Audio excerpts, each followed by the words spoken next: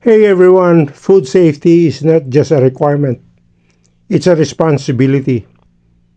In food manufacturing, one of the most effective systems to ensure safe products is HACCP. It's HACCP, or Hazard Analysis and Critical Control Points.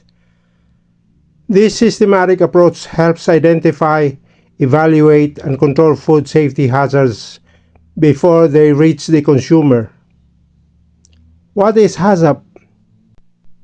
HACCP is a preventive food safety system designed to reduce risk from biological, chemical, and physical hazards.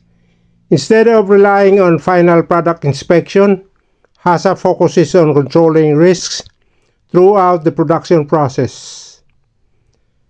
The 7 principles of HACCP. 1. Conduct hazard analysis. First, identify potential hazards that could occur at each stage of production, from raw materials to finished products. 2. Determine critical control points, or CCPs. Next, determine critical control point steps toward where hazards can be prevented, eliminated, or reduced to safe levels. 3. Establish critical limits.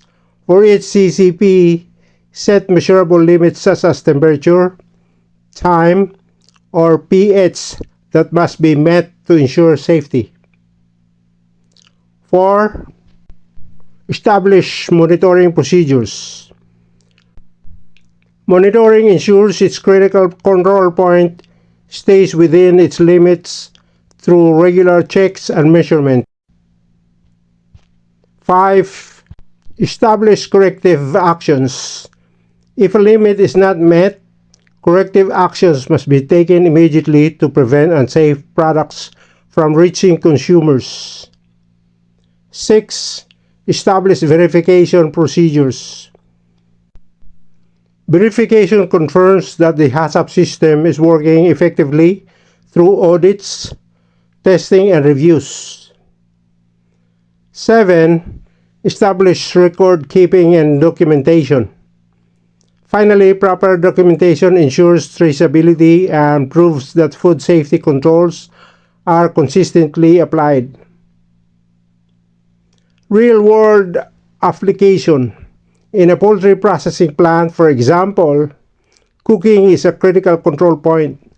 The internal temperature must reach a safe level to eliminate harmful bacteria like Salmonella. Continuous monitoring ensures every batch meets this requirement. Benefits of HACCP.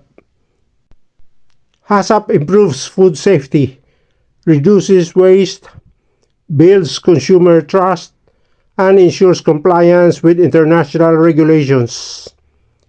It's a proactive system that protects both businesses and consumers. HACCP is more than a system. It's a commitment to safety at every step of food production.